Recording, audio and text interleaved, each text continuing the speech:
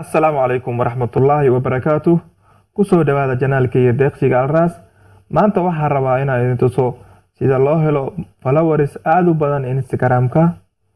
ugu horreyn waxaan tagayaa Instagram-kayga, dibna waxaan idin tusayaa followers-kayga inta uu marayo. waa u jeedin followers-kayga inta uu marayo. kadib waxaad soo furanaysaa any browser aad isticmaashid. aniga hadda waxaan tagayaa Chrome. okay, asxaabta barnaamijka sidan ayuu kusoo baxayaa.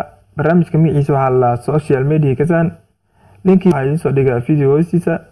barnaamijka markaa gashid markuu saan usoo baxo waxaa ku dhufanaysaa meeshaas. kadib wuxuu ku geynayaa meesha aad geli lahayd username-kaaga iyo password-kaaga.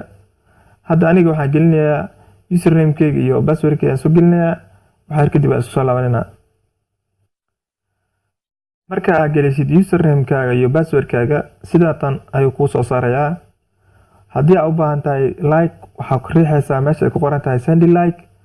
haddii aad u baahan tahayna followers waxaa ku dhufanaysaa send followers meesha ay ku qoran tahay. sidoo kale comment hadda u baahan tahayna waxaa ku dhufanaysaa send comment. anaga hadda maanta waxaan isticmaalaynaa barnaamijkan send followers.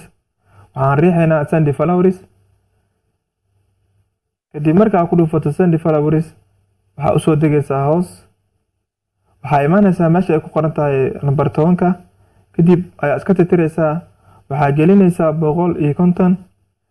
kadib waxaa ku dhufanaysaa meeshaas cagaarta ayaa riixaysaa oo u dhigmanta send followers. xoogaa yar ay sugaysaa inta uu followerska kugu shubayo. asxaabta barnaamijkan waa barnaamijka kaliya oo aad ku heli kartiin followers aad u badan. waana barnaamij la hubo oo 100% shaqeynayo. okay, hadda followerskoodu waa noogu shubay. kadib barnaamijkan ayaa iska xiraynaa. haddii aad u baahan tahay inaad iska xirtid barnaamijkan meeshaas ayaa tegaysaa. kadib waxaad tegaysaa meesha ugu hooseyso. okay, hadda barnaamijku waa iska xirnay. kadib waxaad tegaynaa Instagram-keena sidaan u aragno inta followers oo noogu shubay. okay, hadda waa u jeedin followerska inta uu noo marayo. refresh ayaan dhahayaa. waa u jeedin asxaabta followerskiina isbedel ku dhacay. haddii aad ka heshay videogan please subscribe channelka, like saar, asxaabtadan u share garay. waa inoo kulan dambeeyo video kale oo xiiso leh. Thanks guys.